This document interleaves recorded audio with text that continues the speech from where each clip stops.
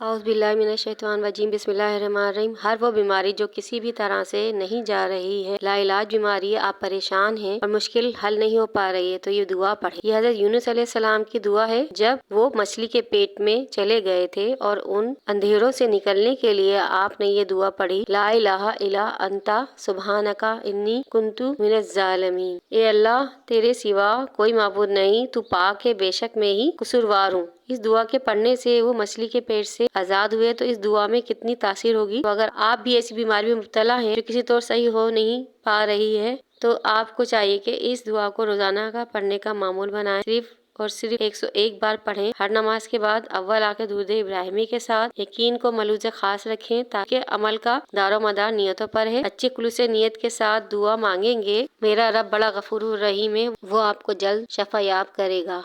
इसीलिए आपको इसको हर नमाज में पढ़ना है जब तक आप सही ना हो जाएं। इस दुआ का विर्द करते रहे, इंशाअल्लाह आपको इफाका होगा, जल्द से जल्द अच्छे हो जाएंगे।